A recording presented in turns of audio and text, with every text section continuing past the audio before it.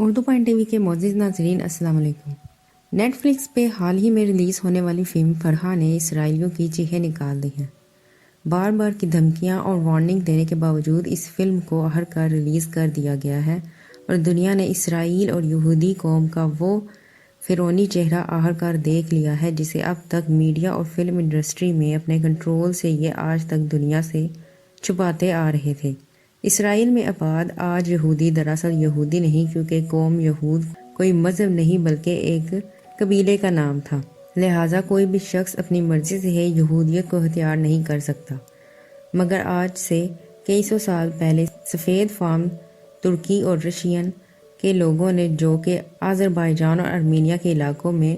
آئے تھے، یہودیت کو ایک مذہب کے طور پر اختیار کیا اور آج خود کا تعلق بنی اسرائیل یا اسی قوم کے دوسرے نام یعنی یہودی قوم کے نام سے جانے جاتے ہیں، جبکہ اصل یہودی سفید فام نہیں تھے بلکہ گندمی رنگ کے تھے۔ یہ قوم ہمیشہ سے ہی سازشی دماغ اور وکٹم کارڈ کھیلنے کی عادی ہے، اور آپ جانتے ہیں کہ جرمنی میں بھی خود پر ظلم ہوتا دکھا کے انہوں نے بالفور ڈکلریشن کے ذریعے ناجائز اسرائیلی ریاست کا وجود تو حاصل کر لیا، لیکن ان کے گھروں اور جائیدادوں پہ قبضہ کر کے اور ان کو دہشت گرد اور خود کو امن پسند اور مظلوم دکھا کر، لیکن آج تک دنیا کو یہ نہیں بتایا گیا کہ اس قبضے کے دوران کتنے بے گناہ فلسطینیوں کو شہید کیا گیا،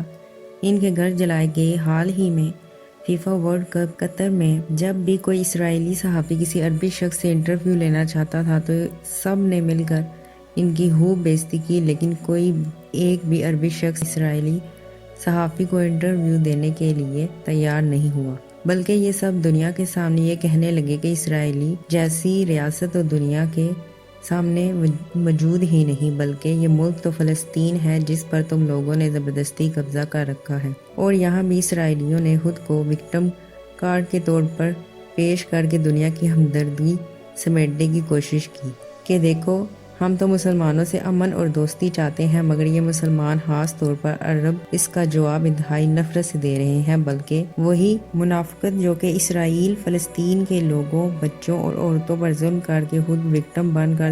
دنیا سے ہمدردی سمیٹ رہا ہے۔ مگر اس ایک فلم نے یہ ساری کی ساری منافقت اور پروپیگنڈا کھول کر دنیا کے سامنے رکھ دیا ہے۔ اس کا نام فرحہ ہے۔ اس فلم کو اردن کے ایک فلم ڈائریکٹر نے تیار کیا ہے، جس کی کہانی کے اندر یہ دکھایا گیا ہے جب 1948 کے اندر اسرائیل قیام کا اعلان کیا گیا، ان فلسطینیوں کو جنہوں نے اسرائیلیوں پر رحم کھا کر پناہ دی کہ یہ بیچارے اپنے عورتوں بچوں کے ساتھ سمندر میں ہاں دنیا میں در بدر ہوتے پھریں گے، لوگوں پر رحم کھا کر انسانیت کے ناطے ان لوگوں کو پناہ دی تھی۔ جس چیز کی فطرت ہی ہو کہ اس نے ہر صورت میں ہی ڈنگ مارنا ہے، وہ سانپ ہے، وہ اپنے اوپر احسان کرنے والے کی بھی جڑیں کاٹتا ہے، کے خلاف سازش کرتا ہو، پھر وہ کب تک خود کو اس سے باز رکھ سکتا ہے۔ بالکل ایسا ہی کیا فلسطینیوں کے ساتھ یہودیوں نے۔ فلم کے اندر ایک فرحہ نامی 14 سالہ لڑکی کو دکھایا گیا ہے جسے اس کے والد سختی سے منع کرتے ہیں کہ چاہے جو بھی ہو جائے گھر سے باہر نہیں نکلنا، کیونکہ اس وقت ان یہودیوں نے دھڑا دھڑ ان فلسطینیوں کو بے گھر کرنا شروع کر دیا ہے۔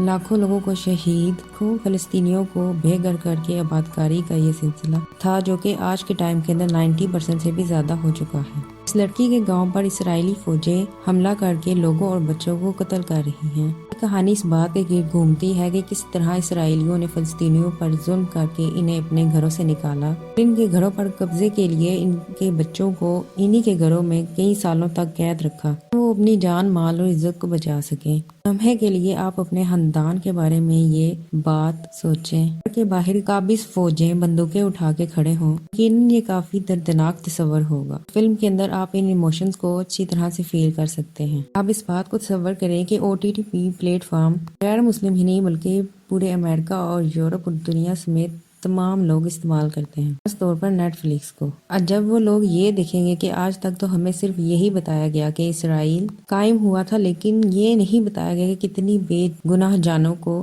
کر اور لاکھوں لوگوں کو بے گھر کر کے اصل کہانی تو یہ تھی، تو ذرا سوچیں کہ اسرائیل کا امیج پوری دنیا کے سامنے، خاص طور پر کے نوجوانوں کے سامنے کیسا ہوگا۔ بیچاروں کے ان اربوں ڈالر کا کیا فائدہ جو انہوں نے لگاتار میڈیا پر خرچ کیے، دہائیوں تک اپنے اس مظلوم امیج کو دنیا تک پھیلایا، اس کے لیے کتنے جتن کیے، لیکن وہ سب کا سب صرف اور صرف ایک ہی فلم سے ختم ہو سکتا ہے۔ وہ اسرائیل جو کہ پہلے ہی قطر کے اندر میڈیا کے ہاتھوں تیر ہو رہا ہے، غیر غیر مسلمانوں کے کلچر سے اس قدر متاثر ہو رہے ہیں، اور اوپر سے اس فلم کی ٹائمنگ اتنی زبردست ہے کہ اسرائیل کی لگی آگ پر جلتی پر تیل کا کام کر رہی ہے۔ مگر افسوس کہ جن اربوں نے آج اکٹھا ہو کر ان فلسطین بھائیوں کو بچانا تھا، وہ ان اسرائیلیوں سے مل کر اپنے بزنس ڈیل اور دوستیاں بڑھا رہے ہیں۔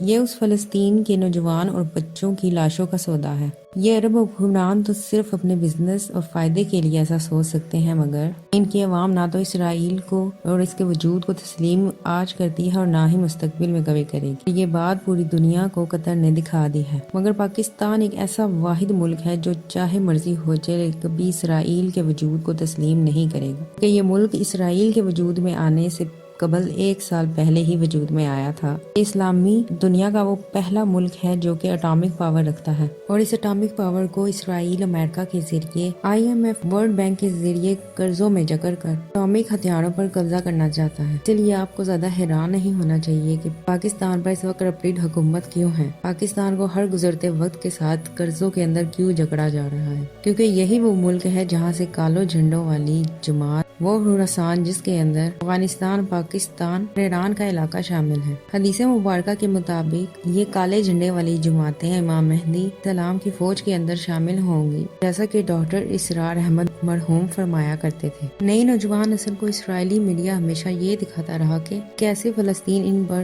ظلم و زیادتی اور ناانصافی کرتے ہیں۔ آج سے ہزاروں سال پہلے یہ لوگ فلسطین میں آباد تھے اور یہ ان کا گھر تھا، اور فلسطینیوں نے قبضہ کر رکھا ہے کہ انہوں نے تو صرف واپس لیا ہے۔ اور اسی بات پر علامہ اقبال نے کیا خوب جواب دیا تھا، اگر اسرائیل کا یہ کہنا ہے کہ فلسطین ان کا گھر تھا تو اسپین بھی آج مسلمانوں کو واپس ملنا چاہیے، کیونکہ اسپین پر مسلمانوں نے 500 سال حکومت کی تھی۔ اور دنیا بھر کی نوجوان نسل کی برین واشنگ کے لیے آج تک اسرائیل نے میڈیا اور انڈسٹری کو استعمال کیا، مگر نیٹ فلکس کی ایک فلم نے ان کے سارے پروپیگنڈا کو کھول کر دنیا کے سامنے رکھ دیا کہ آج کل نوجوان نسل کتابوں اور یونیورسٹیز کی بجائے میڈیا اور انڈسٹری سے سیکھتی ہے۔ اسرائیل نے اس فلم کے ریلیز ہونے پر نیٹ فلکس کو کئی بار دھمکیاں بھی دی، لیکن مگر اس کے باوجود نیٹ فلکس نے اس کو ریلیز کر دیا۔ وہ اب ایسا نہ سمجھے کہ نیٹ فلکس کے دل میں اچانک مسلمانوں کے لیے محبت جا گئی ہے، بلکہ یہ صرف پروفٹ کا لالچ ہے کہ فلم کنٹروورشل ہو کر دنیا بھر کے اندر مشہور ہوگی اور زیادہ سے زیادہ لوگ اس کو دیکھیں گے، اور کیونکہ یہ فلم صرف اور صرف نیٹ فلکس پر ہی دستیاب ہے، اسی لیے